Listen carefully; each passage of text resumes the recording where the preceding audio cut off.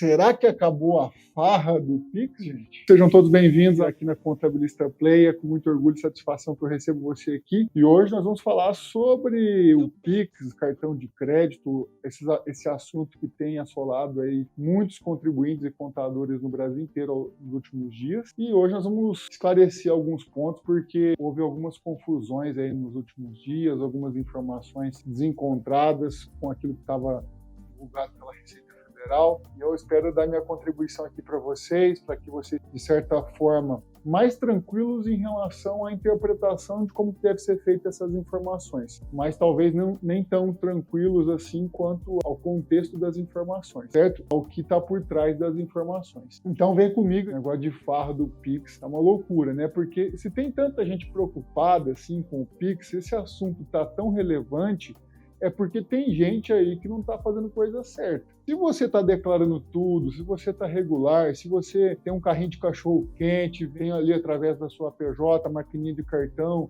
através da sua PJ, seja MEI, seja uma empresa simples nacional, e estiver declarando tudo para o contador estiver fazendo tudo certinho para você, pode ter certeza absoluta que não vai ter problema. Agora, se você tiver muita movimentação financeira, provavelmente essa movimentação financeira injustificável, aí você pode ter problema com certeza. Injustificável é assim, Gabriel, mas injustificável em que sentido? Injustificável no sentido de que você não tem nota fiscal, não declarou, não informou para a Receita Federal a forma como você está oferindo as suas receitas, seja como PF ou como PJ. Certo? Então, será que acabou a farra? Essa reflexão nós vamos fazer durante a apresentação. A Receita Federal, gente, eu vou falar uma coisa para vocês, ela tem informações valiosíssimas dentro da base de dados dela. A verdade é essa. Só que eu vou ser bem sincero, eu acredito, minha visão é que ela não dá conta de tratar tanta informação, e também se ela soltar a notificação para o Brasil inteiro, eu acho que ela não dá conta de receber tantas impugnações, lançamentos, justificações, processo administrativo. Não tem gente suficiente lá para poder responder tudo isso. Então, o que ela faz? Ela vai por lote, ela vai fiscalizando aqueles contribuintes que estão muito errados ali. Vou tentar ser mais técnico aqui hoje. Por que eu tenho que ser um pouco técnico hoje aqui? Porque foram muitas informações nos últimos dias desencontradas. Eu preciso esclarecer alguns pontos. Falaram até que o próprio contribuinte tinha que informar para a Receita Federal as movimentações financeiras. E aí, nessa obrigação acessória que acabaram de ajustar aí na IN 2219. Na verdade, não é isso. Não é isso e nunca foi isso. E se você for um contribuinte normal, um cidadão normal que estiver nos assistindo agora e vai deparar com algumas informações técnicas, calma. Esse aqui, eu estou colocando apenas 10% da parte técnica, tem muito mais coisa por trás disso. É só um resumo de tudo. Bom, a E-Financeira é uma obrigação acessória instituída pela Receita Federal em 2015 para as instituições financeiras. Então, ou seja, as instituições financeiras, elas entregam as movimentações financeiras para a Receita Federal. Elas entregam no sentido do que você movimentou. A Receita Federal não quer saber se você movimentou para gastar com isso ou com aquilo, ela quer saber o seguinte, ela quer arrecadar o imposto, certo? Se você ganhou 100 mil, então você paga o imposto sobre 100 mil. É isso que ela quer. Eu gastei esses 100 mil eu paguei lá uma pessoa tal, paguei pensão alimentícia para um monte de ex-esposa, e aí tem mais algumas pessoas ali, tem até amante ali no meio que ele manda o Pix. Só que assim, o problema é que você vai falar assim, nossa, mas você vai fiscalizar até isso? Não é isso que a gente está querendo falar de todas as operações, operação de sigilosa desse nível, sabe, de pessoalidade. Não, a Receita Federal ela quer saber o seguinte, aquilo que você recebeu, você está declarando corretamente? Você tributou corretamente? É isso, ela não quer pegar aquilo ali para analisar a sua vida pessoal. Ela quer pegar para cobrar os impostos. Isso ela quer fazer, certo? Então, vamos lá. Módulos da E-Financeira. Módulo da E-Financeira. A E-Financeira é dividida em 3 blocos. Antigamente não era 3 blocos. De 2015 até 2024, vigorou apenas esse módulo aqui de operações financeiras. Era algo mais sintético, não tinha essa divisão, certo? Aí, com a Receita Federal, com a Instrução Normativa Nova, 2219, a Receita Federal dividiu em 3 blocos. Então, esses 3 blocos, nós vamos falar eles de forma separada, porque algumas regras são separadas desses blocos. Então, precisa falar separadamente. Veja, o módulo de operações financeiras está relacionado com aplicações financeiras, saldo do último dia útil do ano, rendimentos de aplicações financeiras, transferências. Então, veja, esse bloco aqui é o que eu julgo mais importante. Por que esse bloco é o mais importante? Porque é onde está o coração das movimentações financeiras. É aqui que tem o PIX, aqui que tem os rendimentos, as transferências, aqui que tem o saldo da sua conta, aqui que tem boa parte das operações que tem muita gente preocupada aí com as movimentações. Então, aqui que é o coração da E-Financeira, certo?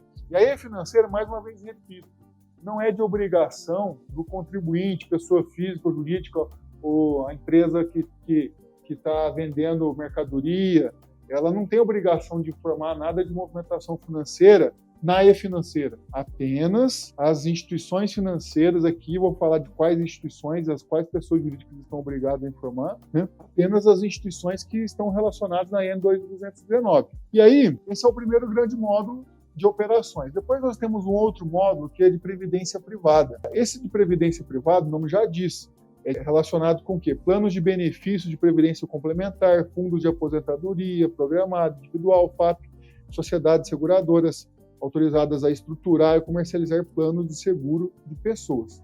Então, veja, tudo está relacionado com previdência privada, vai cair dentro desse módulo. A Receita Federal quer saber também, porque os bancos, eles vendem essa previdência privada aí. Só que é um tipo de aplicação financeira específico, né, porque é para fins de previdência. E aí nós temos mais um ali, que é o módulo de repasse dos valores recebidos por meio de instrumentos de pagamento. Esse daqui é uma novidade. E esse módulo aqui de repasse está relacionado com algumas instituições que trabalhavam no Brasil que parecia banco, mas não era banco. Parecia que era um banco. Parecia que era uma empresa uma instituição financeira, mas não era, porque ela não tinha autorização do Banco Central para trabalhar como banco. Então, são instituições consideradas não financeiras, porém, entram aqui instituições de pagamento, que credencia a aceitação de instrumento de pagamento. E no Brasil existem muitas fintechs com essa característica de instituição de pagamento. Ela realiza os pagamentos, né? Então, tem surgido muitas instituições de pagamento que ela realiza os pagamentos ali de boleto e faz as transações bancárias, porém, ela atua com determinadas outras instituições financeiras. Geralmente, a instituição de pagamento ela acaba sendo uma espécie de uma intermediadora com uma instituição financeira maior. Então, a instituição de pagamento ela realiza intermediações para poder encontrar as melhores oportunidades bancárias, oportunidades financeiras, e por conta disso, ela é caracterizada como uma instituição de pagamento. Dentro dessa instituição de pagamento aqui, existem algumas modalidades que devem ser informadas para a Receita Federal através da E-Financeira. Então, o que acontece? Nós não tínhamos claramente na instrução normativa da Receita Federal que essas instituições de pagamento também deveriam estar sujeitas à informação da E-Financeira. Na verdade, toda entidade que era considerada supervisionada pelo Banco Central deveria informar a E-Financeira. Só que aí, entre uma discussão e outra de supervisão do Banco Central, a Receita Federal falou assim, não, vamos fazer o seguinte, vamos colocar na instrução normativa, porque independente se ela está regular ou não está regular, eu quero que ela me entregue as informações através da E-Financeira. E se não entregar, é multa para as instituições de pagamento. Certo? Então, vejam, as instituições de pagamento financeiras de previdência privada, de trabalho de previdência privada, devem apresentar essa informação para a Receita Federal, certo? E o participante aqui dentro de arranjo de pagamento, o participante do arranjo de pagamento que habilita o usuário a recebedor para aceitação de instrumento de pagamento. O arranjo de pagamento também são empresas que realizam processos de arranjo de pagamento.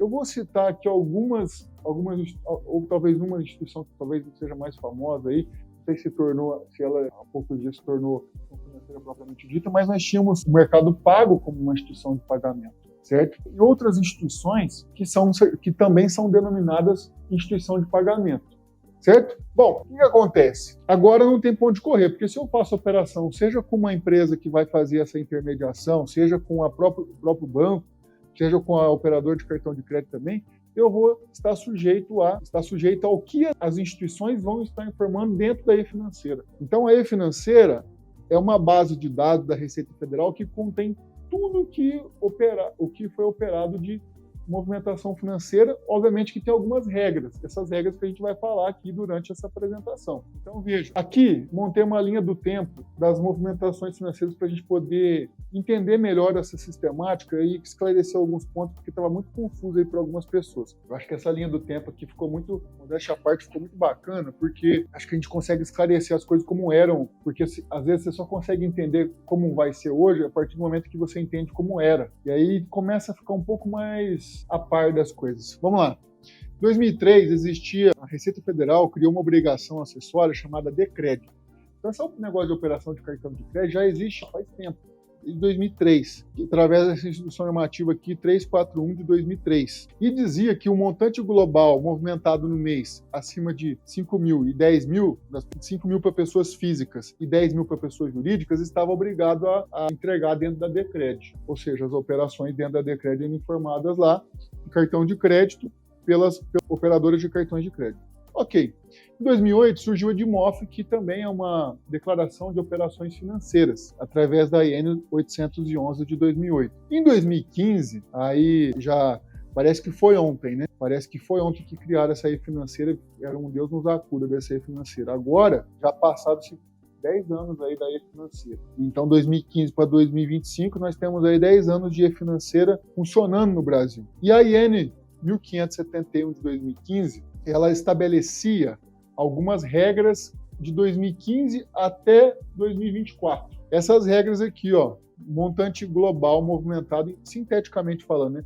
Montante global movimentado ou saldo em cada mês por tipo de operação financeira for superior a R$ 2.000 pessoas físicas e R$ 6.000 pessoas jurídicas. Se você for ver, o limite aqui de 2015 até 2024, ele era de 2.000 para pessoas físicas. Agora passou para 5.000 aqui com a nova versão da E financeira. Só que a nova versão, obviamente, ela tem mais operações, certo? Ela tem mais operações para serem analisadas. E aí, a partir disso, a Receita Federal, ela avaliou que essa questão dos 2.000, dos 6.000, passa a ser um valor, talvez não fazia sentido para ela, ela elevou esse valor, esse limite para 5.000 e 15.000 para as pessoas jurídicas. Então, se for ver mesmo, houve ali um ajuste do limite de dispensa de informação pelos bancos da movimentação que seria declarada. E o ponto muito importante é o seguinte, você vai observar aqui, deixa eu fazer uma anotação aqui, que aqui tem aqui o montante global movimentado ou saldo em cada mês, por tipo de operação financeira. Então, na época, já existia, deixa eu ver se vai funcionar aqui. Tá.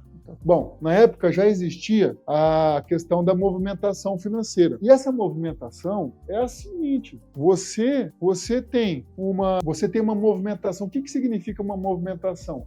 É débito e crédito. Débito e crédito. Se você movimentou, recebeu 1.000 e gastou 1.000, já passou de 2.000 que já a Receita Federal já sabia da sua movimentação financeira, de 2015 até 2024, ela já sabia. Tudo, sabe, do que você já movimentou, porque os bancos eram obrigados a declarar. Então, tem gente, agora vai começar. Essa fiscalização, ela já era para ter começado isso faz tempo. Tá? Bom, aí, o que acontece? Você vai ver aqui, tem movimentado, né? Movimentado e por tipo de operação, ou saldo também. E esse movimentado entre débito e crédito. Beleza? Bom, aí você vai observar que em 2025, a partir de 2025, com a E financeira nova versão, a IN 2219 de 2024, ela faz o quê?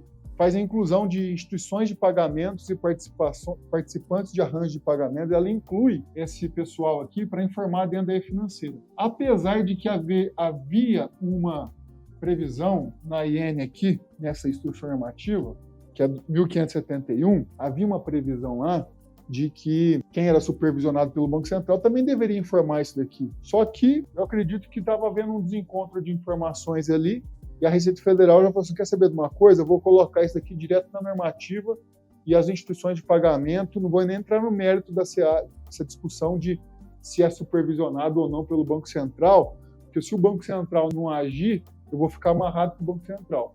Então, o que a Receita Federal fez? Foi lá e colocou a instituição de pagamento e participantes de arranjo de pagamento direto na normativa para obrigar eles a fazer, certo? Aí, o que acontece? Tem os artigos 15 e o artigo 25, que fala dos limites de informação dentro da área financeira, que é montante global movimentado ou saldo em cada mês por tipo de operação financeira for superior a 5 mil para pessoa física e 15 mil para pessoas jurídicas, certo? O artigo 15 fala do módulo de operações financeiras. O artigo 25 fala do módulo de instituições de pagamento, que é o dos repasses. Aqui no artigo 25 é instituição de pagamento. Aqui, operação financeira. Lembra que a gente havia comentado que a movimentação financeira era separada por módulo aqui? O artigo 25 está relacionado com o módulo de repasse de valores recebidos por instrumento de pagamento.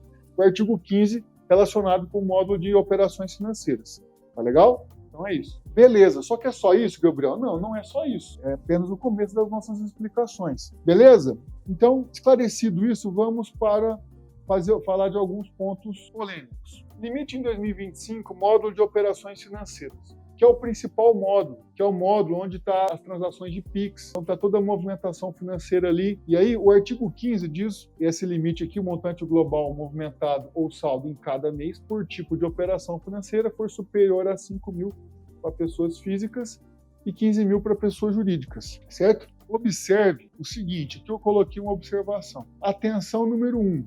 Eu coloquei pontos de atenção. Os limites estabelecidos deverão ser aplicados de forma agregada para todas as operações financeiras do mesmo tipo, mantidas na mesma instituição financeira.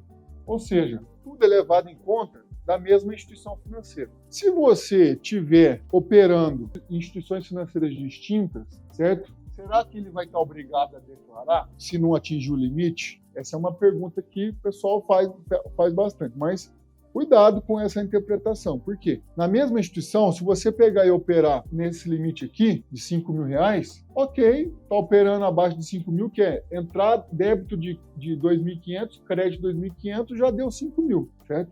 Então, esse é o ponto. Ah, Gabriel, mas eu entrou 5 mil, e se você gastar R$1 depois que entrou 5 mil, acabou, já vai estar na movimentação acima de 5 mil. Entendeu? Pronto. Então, veja, na mesma instituição financeira ou instituição de pagamento. Os limites estabelecidos deverão ser aplicados da forma agregada, para todas as operações do mesmo tipo na mesma instituição financeira. Atenção número 2. Atenção número 2 é o seguinte: caso sejam ultrapassados quaisquer dos limites, as instituições deverão prestar as informações relativas a todos os saldos anuais. O que acontece? Se digamos que você veio pianinho, janeiro, fevereiro, março, abril, maio e não passou de 5 mil. Na hora que chegar lá em junho, você ultrapassar 5 mil, o que as instituições financeiras vão fazer? Elas vão declarar tudo. Aí vai acontecer o seguinte: as instituições deverão prestar as informações relativas a todos os saldos anuais e aos demais montantes globais movimentados mensalmente, ainda que para este somatório mensal seja inferior aos referidos limites. Então, o saldo sempre vai estar sendo informado. Esquece, está sendo informado. E atenção número 3. A prestação das informações abrangerá todos os meses a partir daquele em que o limite tenha sido atingido relativamente ao período de referência. Então, veja, atingiu o limite lá em junho, que agora vem a explicação de junho, né? Atingiu o limite de junho, automaticamente todos os outros meses seguintes a instituição financeira vai informar a Receita Federal. Todos os meses a partir daquele mês. Onde está isso aqui? Isso aqui está no artigo 15. E tem um trecho do artigo 25 que fala da questão das instituições de pagamento também. Basicamente isso daí. Agora vamos lá. Se operar abaixo do limite, o banco não vai informar? Aí que tá, né? Essa é uma pergunta que o pessoal faz bastante, né? E eu cito aqui direto a previsão da IN 2219, no artigo 16, em que fala dessa situação, né, do abaixo do limite. Como é que funciona isso? Na verdade, o que acontece? O artigo 16 diz o seguinte: as entidades a que se refere o artigo 9, que são todas essas aí que a gente estava discutindo, estão obrigadas a prestar informações acumuladas anualmente relativas a operações financeiras, as diversas operações lá no artigo 10, quando não forem atingidos os limites previstos no artigo 15. O que acontece? Mesmo que não for atingido o limite do artigo 15, que é o que a gente acabou de falar, a Receita Federal vai querer que as instituições informem as informações acumuladas anualmente. Ou seja, ela quer que todas as instituições informem de forma acumulada. Então, ou seja, não vai escapar ninguém. Por quê? Nem que se for anual, o limite acumulado anual vai ser informado. Pode ser que esse limite anual seja analisado de forma sintética. O que significa isso? Digamos que ele recebeu 55 mil no ano. E aí ele só movimentou esses 55 mil. E aí tinha lá esses 55 mil. Então, por conta disso, não ter atingido o limite, ele vai acabar sendo informado mesmo assim para a Receita Federal. Tudo já está na base de dados da Receita Federal, inclusive esse acumulado. Beleza? Bom, o que acontece? Antes, na E-Financeira não era informado o saldo? Lógico que era. Na E-Financeira era informado o saldo dos bancos, das instituições financeiras, em 31/12 para a Receita Federal. Já tinha isso, já existia isso. Então não está criando uma nova regra. Isso aqui já existia. Tá? Faz tempo, desde 2015. Então, veja, ele diz o seguinte, é uma condição, né?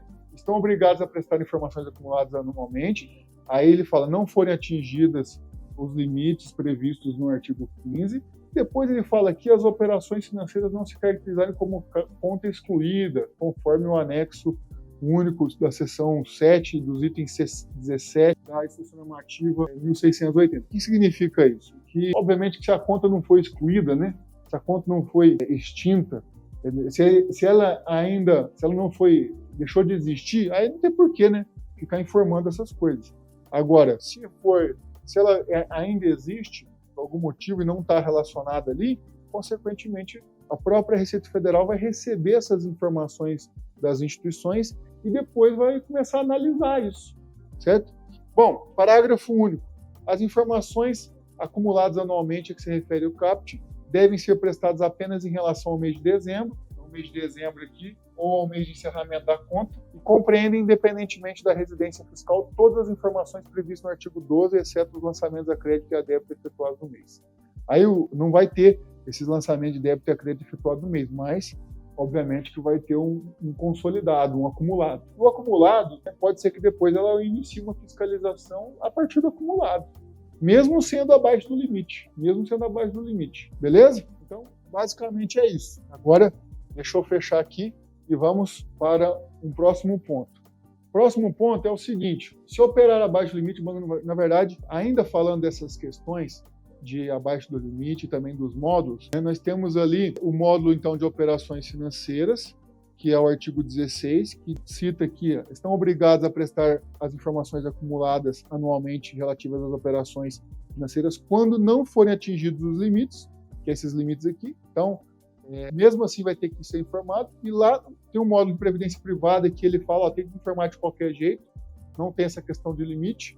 E no módulo de repasse, ele também, lá no artigo 26, ele obriga as instituições a prestar essa informação acumulada anualmente, ainda que não sejam atingidos os limites mensais. Então, não sei por que vocês estão falando tanto de limite, porque a Receita Federal vai ter posse de tudo, ela já tem posse de tudo essas informações. Ela já sabia muito mais do que ela sabe hoje, porque o limite antes era menor, para falar a verdade, dos bancos. As instituições financeiras, as instituições de pagamento não tinham entrado tão claro assim nessa regra da obrigação acessória financeira. Enfim, está claro até aqui, gente? Agora é o seguinte, dentro dessa movimentação entra PIX, entra o cartão de crédito. O que a Receita Federal quis fazer?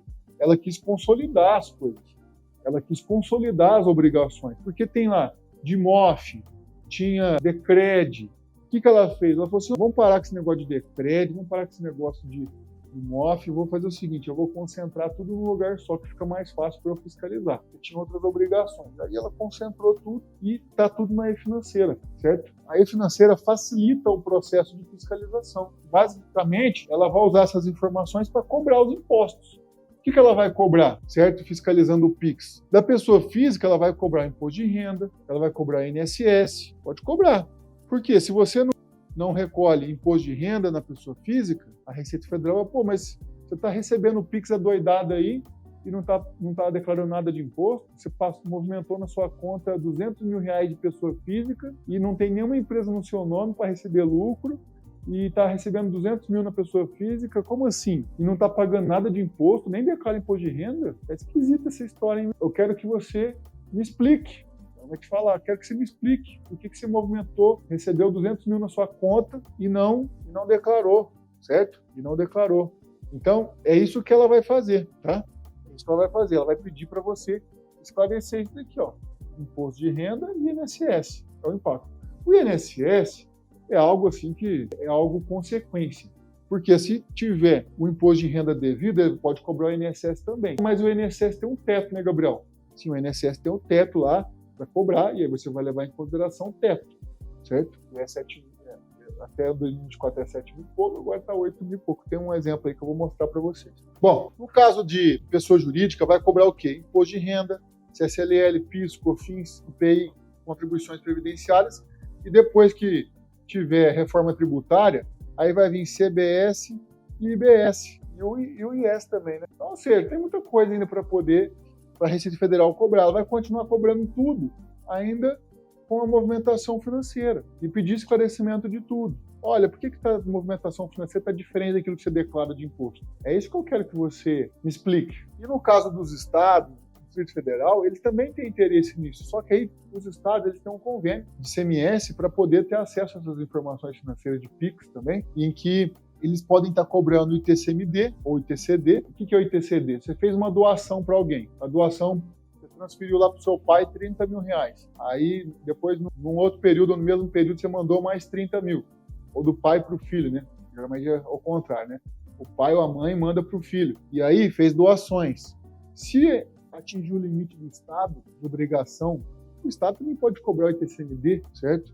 E aí, meu amigo, você vai ter que pagar o ITCMD. No caso de pessoa jurídica, circulou com mercadoria, tem que pagar ICMS, fato gerador de ICMS, ou até mesmo o próprio ITCMD. No caso dos municípios, os municípios é um pouco mais difícil a fiscalização em cima de movimentação financeira, mas poderia ter o ISS. Aqui, no caso, seria o ISS por parte do Simples Nacional, porque a Receita Federal, ela pode sim cobrar o ISS lá do Simples e depois repassar para o município, entendeu? Então, é possível que isso aconteça.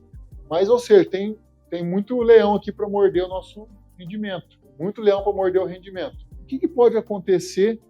O que pode acontecer com essa situação? Eu vou ter que me sujeitar ao quê? Qual que é a consequência disso? Vamos falar da Receita Federal, que é o principal, né? Que é o que morde a maior parte. A maior parte vem da Receita Federal. Então, o que pode acontecer é o auto de infração. O que é um auto de infração? Se você sonegou, se você não declarou, você cometeu uma infração. E aí é um auto de infração em que você vai responder por quê? Omissão de receita por presunção legal. O que é essa omissão de receita por presunção legal? Simplesmente é que a Receita Federal vai falar, olha, já que você omitiu esses rendimentos, eu vou classificar como uma omissão de receita e você vai ter que pagar imposto sobre essa omissão de receita e presume-se uma receita ali omitida. Pronto. E aí calcula-se na pessoa jurídica ali com base nos critérios de presunção legal. Ok? Bom, no caso, ele vai calcular os impostos e contribuições, mais juros Selic, mais a multa de mora ou multa de ofício de 150% ou 75%. A multa que hoje é mais comum é a de 75%, tá? Essa é a multa que tem sido praticada, vamos dizer assim, maioria das vezes. Mas é a menor delas. Pode ser que seja elevada, mas aí tem algumas discussões jurídicas sobre a aplicação de multa mais elevada, tá bom? Mas 75% do imposto é muita coisa. Se você calcular, imagina que você vai lá e calcula 75% em cima do imposto que você tem que pagar. É praticamente quase o dobro daquilo que você pagaria de imposto normalmente. Então a multa ela é para penalizar aquele que não pagou o imposto em dia, que vai ter que pagar dobrado. Quem não paga em dia, paga dobrado depois de uma fiscalização. A verdade é essa. Tá? Ok? Então, aí, essa questão da multa aqui, essa da Receita Federal. Do Estado, gente, e dos municípios, cada Estado e município tem as suas regras de cobrança de multa. Eu vou falar da Receita Federal aqui. Tá? Bom, as consequências no âmbito federal é esse. E eu vou colocar aqui um exemplo para vocês terem uma ideia de PIX recebido, mas omitido, né, por conta de receita nos últimos 5 anos aqui. Vamos fazer uma estimativa aqui do que pode acontecer, né? Olha aí, ó, rendimento mensal omitido, R$5 mil por mês. Você omitiu 5 contos por mês e não declarou. Aí, esses 5 mil, como que a Receita Federal pode enxergar isso? No ano, isso daqui vai dar um total omitido de 60 mil. No ano dá 60 mil. A alíquota do imposto de renda é 27,5%. Se você calcular o imposto de renda aqui, vai chegar no IR aqui aproximado, né? Porque tem outras coisas para considerar no IR, tem deduções, tem que juntar no seu imposto de renda, tem que fazer a conta dentro da sua declaração de ajuste anual. Mas, enfim, somando lá, e aqui o valor aproximado de 27,5% deu 5.759,02. Vou colocar o teto do INSS aqui, é de 8.092 para 2025, com a alíquota de 20% do INSS. Aí vai ter o IR, vai ter o que é devido na tabela aqui, seria esses 12 mil, o INSS devido na tabela.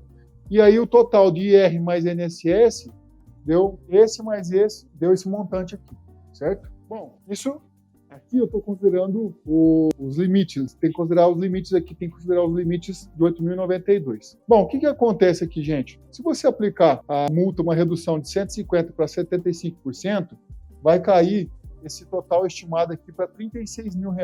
Vai cair não, vai resultar em R$36 mil de encargo. O que é encargo? É tudo que você tem que pagar numa conta com a Receita Federal. Então, uma conta é simples. O que acontece? Você tinha ganho aqui R$60 mil. Só que, devido a você não ter declarado corretamente, você vai ter que acertar com a Receita Federal, nessa conta, R$36.290. O que significa que 36.690 é mais da metade do que o valor que você recebeu durante o período lá. Mais da metade. Então, mais da metade a Receita Federal vai ficar, daqueles 60 mil. Se você tivesse declarado certinho, talvez não teria pago tudo isso, certo?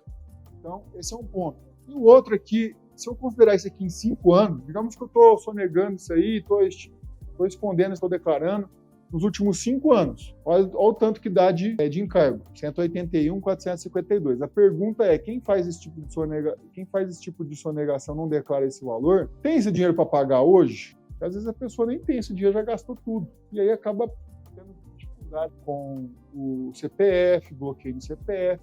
E se eu considerar aqui uma estimativa maior de 15 mil, aumentam os valores. Se eu considerar uma estimativa de 30 mil, aumenta significativamente os valores. Então, o ponto que eu chamo a atenção de vocês é cuidado com isso, porque realmente pode dar problema.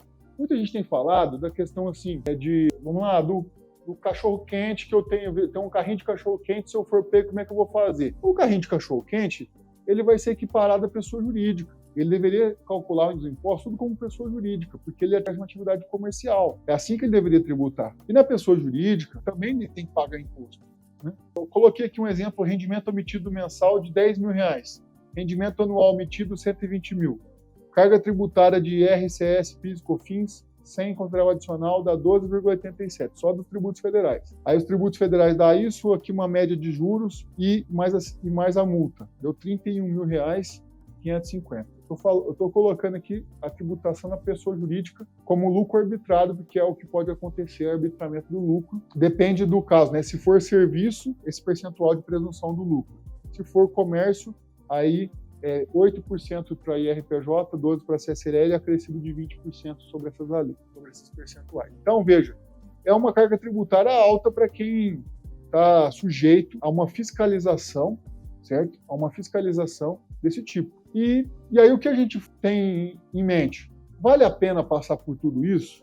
Não vale a pena. Vale a pena você fazer as coisas certas, contrata um contador, resolve a sua vida, começa a declarar tudo isso. Porque mais cedo ou mais tarde, se você for pego pela Receita Federal, meu amigo, o rombo pode ser grande. Sem falar que pode ter outros tributos aí que você está sujeito, que não é só da Receita Federal, como no caso das doações. Então, hoje, é bom você começar a regularizar essas coisas. E a dica que eu dou é regularize o quanto antes. Chegou a hora que eu queria mostrar para vocês. Aí, nessa fiscalização aqui, ó, ele relacionou movimentação bancária. Opa, vamos lá, vamos ver se funciona esse negócio. Movimentação bancária.